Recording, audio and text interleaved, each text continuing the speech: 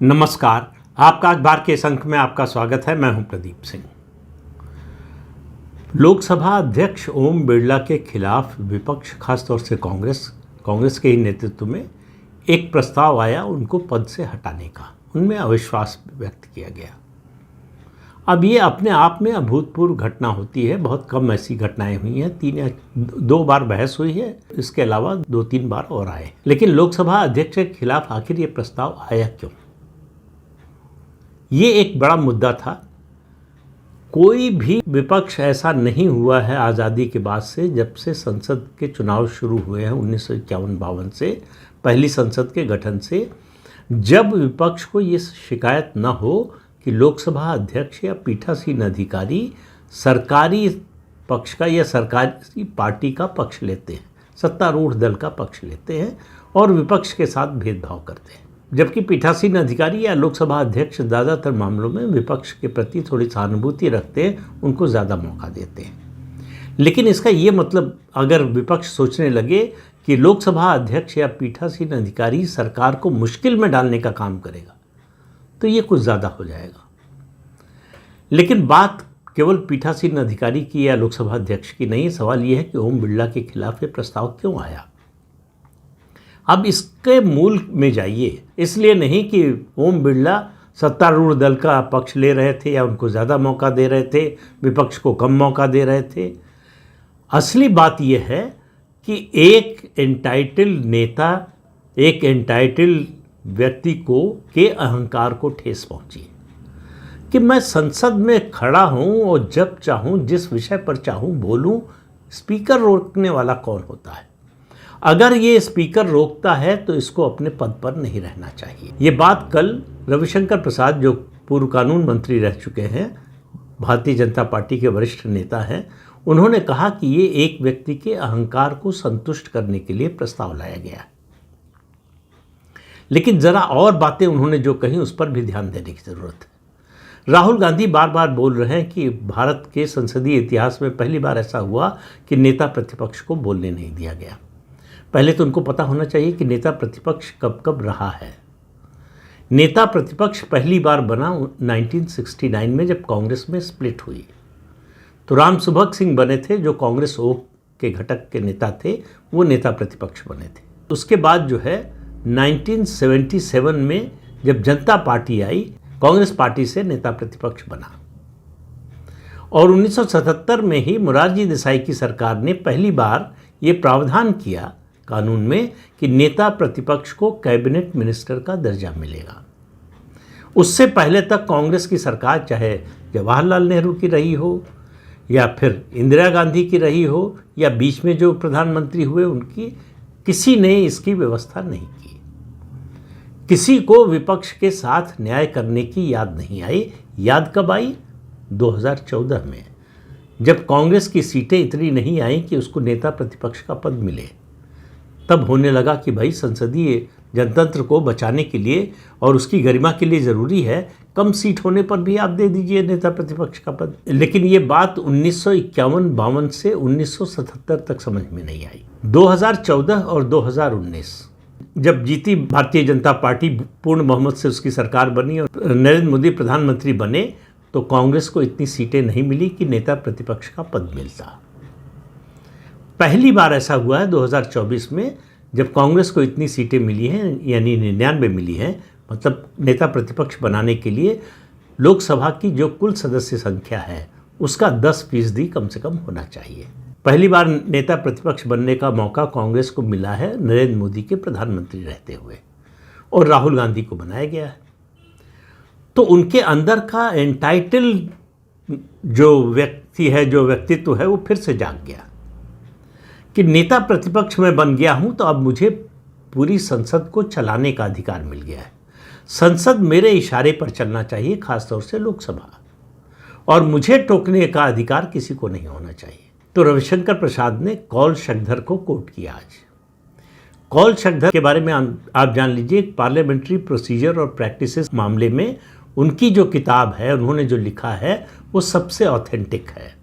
हर जगह उसको, केवल संसद में नहीं है, सुप्रीम कोर्ट में भी जब ऐसा मामला आता है तो कौल शक्धर को ही कोट किया जाता है। तो उनकी ऑथेंटिसिटी पर, उनकी योग्यता पर और उन्होंने जो लिखा है उस पर कोई संदेह नहीं करता, चाहे पक्ष का हो विपक्ष का हो। सब ये अलग बात है कि अपने अपने हिसाब से अपने अपने समय पर अपनी सुविधा के अनुसार उनको कोट करते हैं। रविशंकर प्रसाद ने कहा कि कौल एंड शक्धर ने नेता प्रतिपक्ष के बारे में एक चैप्टर में उन्होंने लिखा है, उनका नेता प्रतिपक्ष पार्लियामेंट्री डेमोक्रेसी में, खासतौर से हमारी जो डेमोक्रेसी है, जो वेस्टमिनिस्टर सिस्टम लिया हमने ब्रिटेन से, उसमें नेता प्रतिपक्ष यानी लोकसभा में जो प्रतिपक्ष का नेता होता है उसको शैडो प्राइम मिनिस्टर माना जाता है। और शैडो प्राइम मिनिस्टर से उम्मीद की जाती है कि वो अब जो कुछ बोलेगा उसको तोल मोल कर बोलेगा, गरिमा के अनुसार बोलेगा। उसको ये अधिकार है कि वो सरकार की सदन में निंदा करे, आलोचना करे, सवाल उठाए और सदन के बाहर भी सरकार के खिलाफ बोले। लेकिन बोलते समय उसको इस बात का ध्यान रखना चाहिए कि प्रधानमंत्री क्या बोलता, प्रधानमंत्री से क्या अपेक्षा होती है, किस तरह के भाषण की, किस तरह की भाषा की, किस तरह की शैली की और किस तरह के मुद्दे उठाने की। वैसा गरिमापूर्ण आचरण होना चाहिए नेता प्रतिपक्ष का। तो उससे एक दिन पहले जो है निशिकांत दुबे ने पूरी लिस्ट गिनाई थी कि राहुल गांधी कब कब विदेश गए और भारत के खिलाफ क्या क्या बोला। भारत के जनतंत्र के खिलाफ बोला, पार्लियामेंट के खिलाफ बोला, चुनाव आयोग के खिलाफ बोला और जितनी संवैधानिक संस्थाएं हैं सबके खिलाफ बोला। प्रधानमंत्री के खिलाफ तो बोलते ही रहते हैं। तो नेता प्रतिपक्ष तो हैं, लेकिन नेता प्रतिपक्ष के पद की जो गरिमा होती है उससे राहुल गांधी का कोई नाता नहीं है। रविशंकर प्रसाद ने केसी वेणुगोपाल, जिन्होंने ये प्रस्ताव रखा था, उनसे कहा कि भाई राहुल गांधी को जरा ये सब पढ़ाइए। तो ये बहुत बुरी लग गई बात उनको। अब राहुल गांधी को कोई ये कहे कि उनको ये पढ़ने की ज़रूरत है, इससे बड़ा अपमान राहुल गांधी का क्या हो सकता है। वो सर्वज्ञाता है, उनको कुछ बताने पढ़ाने की ज़रूरत नहीं है। उसके अलावा रविशंकर प्रसाद ने जो है कौल शक्धर को कोट करते हुए ये भी कहा कि किसी डॉक्यूमेंट का या किसी कथन का ऑथेंटिकेशन क्या होता है। ऑथेंटिकेट करने का मतलब है कि आप जो पत्रिका है, अखबार है, किताब है या जो बयान दे रहे हैं उसकी सच्चाई की जिम्मेदारी लेते हैं, उसकी जवाबदेही आपकी होगी और वो हर हालत में सच होना चाहिए। अगर गलत साबित होता है तो उसकी सज़ा के लिए आपको तैयार रहना चाहिए। ये होता है ऑथेंटिकेशन। और राहुल गांधी का ऑथेंटिकेशन क्या है कि मैंने कह दिया तो ऑथेंटिकेट हो गया। तो वो एक किताब को रविशंकर प्रसाद ने कहा, उससे पहले भी कहा जा चुका है, बार बार ये कहा जा रहा है कि वो एक किताब के उस हिस्से को कोट कर रहे थे जो किताब छपी ही नहीं है। किताब के पब्लिशर ने ये कहा कि जो भी इस तरह का काम कर रहा है हम उसके खिलाफ कानूनी कार्रवाई करेंगे, क्योंकि ये पुस्तक अभी तक छपी नहीं है, न तो बाज़ार में आई है। अब सवाल ये पूछा ही जाना चाहिए कि राहुल गांधी को कहाँ से मिली, जो किताब छपी नहीं उसके अंश उनको कहाँ से मिले, या वो तो बाकायदा कॉपी दिखा रहे थे लेकिन वो ये बताने को तैयार नहीं है। वो कहते हैं समझ जाइए कहाँ से मिली। अब इस समझ जाइए का क्या मतलब होता है, ये तो राहुल गांधी ही समझ सकते हैं, ऐसी समझ तो उन्हीं को हो सकती है। तो राहुल गांधी के बारे में ये जो कुछ रविशंकर प्रसाद ने कहा उससे मुझे एक कहावत याद आ गई, भैंस के आगे बीन बजाओ भैंस खड़ी पगुराए। तो राहुल गांधी के सामने ये सब बातें कहना, इस तरह के प्रश्न उठाना, इस तरह की सलाह देना, और उन्होंने तो ये भी यहाँ तक सलाह दे दी कि उनको अपने सलाहकारों के बारे में विचार करना चाहिए। तो अब राहुल गांधी को कोई सलाह दे, कोई इस तरह की बात कहे, ये राहुल गांधी को मंजूर नहीं है, क्योंकि उनको जितना ज्ञान है, उनको जितनी जानकारी है, जो समझ है, वो इस देश में और किसी के पास नहीं है, ऐसा उनका मानना है। वो कुछ भी बोल सकते हैं, जो हुआ है उस पर तो बोल ही सकते हैं, जो नहीं हुआ है उस पर भी बोल सकते हैं, इसका उन्हें अधिकार है। लेकिन समस्या कहाँ आ रही है? समस्या आ रही है कि एक एंटाइटल्ड व्यक्ति जो अपने को खानदानी मानता है, जो अपने परिवार को इस देश का पहला राजनीतिक परिवार मानता है, और भावना ये होती है कि हम इस देश के राजा हैं, इस देश पर राज करने के लिए हमारा जन्म हुआ है, ये अधिकार सिर्फ हमारा है। अगर कोई और प्रधानमंत्री बनता है तो इसका मतलब वो बेईमानी से बना है, उसने हमारा हक छीन लिया, हमारा अधिकार छीन लिया है। इसलिए वो बार बार वोट चोरी की बात करते हैं कि हम हारे नहीं, हम हराए गए हैं, हमको बेईमानी से हराया गया है, प्रधानमंत्री का पद हमसे छीना गया है। ये भावना है उनके अंदर। लेकिन समस्या जो मुझे नज़र आ रही है वो दूसरी है कि इस देश के लोग भी समझ रहे हैं कि कोई एंटाइटल्ड व्यक्ति विक्टिम कार्ड कैसे खेल सकता है। जो अपने को राजा समझता है वो अपने को बेचारा कैसे कह सकता है। ये इस देश के जनमानस के मन में उतरने वाली बात नहीं है। राहुल गांधी की सबसे बड़ी समस्या ये है कि वो अपने को एंटाइटल्ड भी बता रहे हैं और दिखा रहे हैं, उसी तरह का आचरण कर रहे हैं, और अपने को विक्टिम भी बता रहे हैं कि मुझे संसद में बोलने नहीं दिया जाता। भारत के इतिहास में पहली बार हुआ कि नेता प्रतिपक्ष को बोलने नहीं दिया गया। और अगर आप संसद की कार्यवाही उठाकर देखें तो कोई ऐसा सत्र नहीं हुआ जब राहुल गांधी बोले ना हो। उनकी दूसरी समस्या ये है कि जिस विषय पर चर्चा हो रही हो उस पर नहीं बोलना चाहते। उनके मन में उस दिन जो सवाल आया, जो बात आई, जो मुद्दा आया, उस पर बोलना चाहते हैं। तो उनको इससे कोई मतलब नहीं कि सदन में किस मुद्दे पर चर्चा चल रही है। सदन के काम करने का एक नियम है, एक परंपरा है, एक प्रणाली है। संसदीय परंपराएं हैं, संसदीय नियम है। पहले से उसके लिए बनी हुई है बिजनेस एडवाइजरी कमेटी, BAC। उसमें पक्ष विपक्ष दोनों तरफ के नेता होते हैं और वहाँ तय होता है स्पीकर के कक्ष में कि आज या आने वाले दिनों में किन किन विषयों पर बात होगी, किस विषय पर चर्चा होगी, कितनी देर उस चर्चा के लिए आवंटित किए जाएंगे। पार्टियों को उनकी सदस्य संख्या के हिसाब से समय आवंटित होता है। तो समय के मामले में यह है कि मान लीजिए कांग्रेस पार्टी को 4 घंटे का समय आवंटित हुआ है तो उनका नेता चाहे तो 4 घंटे बोल सकता है। वो पार्टी के ऊपर है। पार्टी अगर उनको अपना पूरा समय दे देती है तो बोल सकता है। लेकिन पार्टी ये नहीं कर सकती, कोई भी पार्टी, कि चर्चा जिस विषय पर हो रही है उस पर न बोलकर आप दूसरे विषय पर बोलें। तो राहुल गांधी के पास तो बोलने के लिए है ही एक विषय सिर्फ कि प्रधानमंत्री कॉम्प्रोमाइज्ड है, प्रधानमंत्री डरे हुए हैं। तो आप चर्चा किसी बात पर कीजिए। आप चर्चा कीजिए कि आलू की फसल खराब हो रही है, आलू के दाम बढ़ गए हैं, वो कहेंगे प्राइम मिनिस्टर कॉम्प्रोमाइज्ड है इसलिए आलू के दाम बढ़ रहे हैं।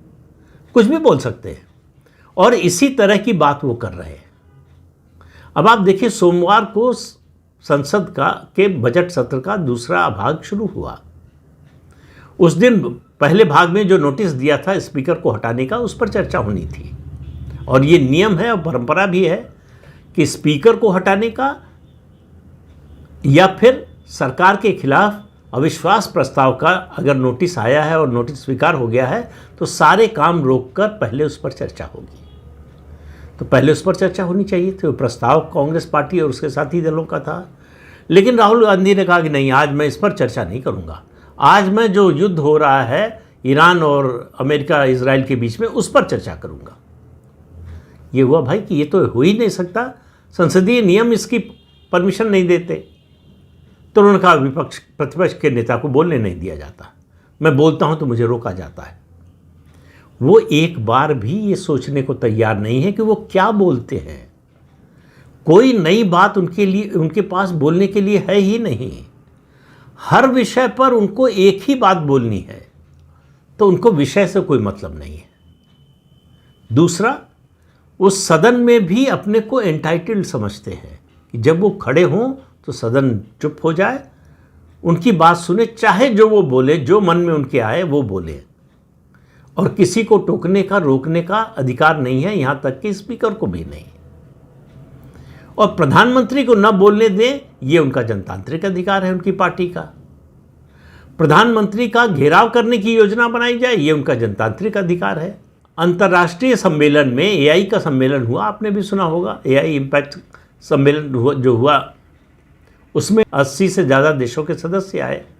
करीब 35-40 राष्ट्राध्यक्ष या शासनाध्यक्ष आए।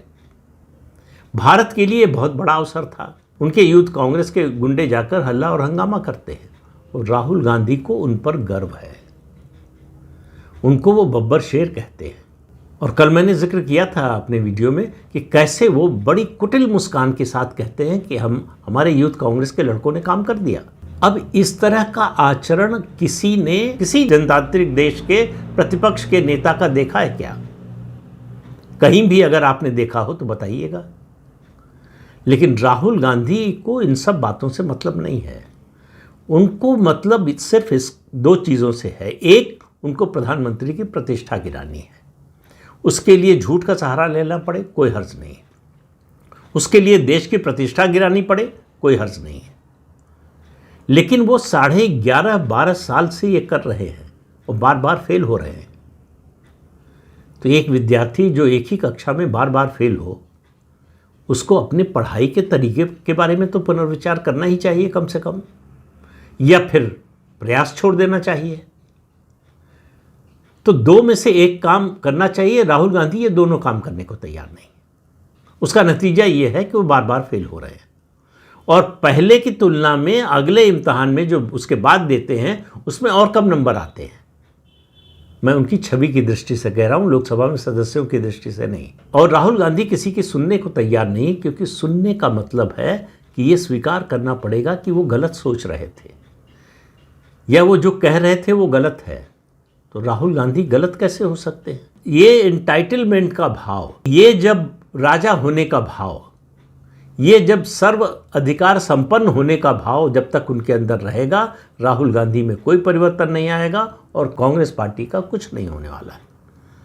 तो इस अंक में इतना ही। अगले अंक में फिर मिलेंगे किसी नए मुद्दे के साथ। तब तक के लिए अनुमति दीजिए। आपसे अनुरोध है कि चैनल देखिए, शेयर कीजिए, लाइक कीजिए और सब्सक्राइब जरूर कीजिए। नमस्कार।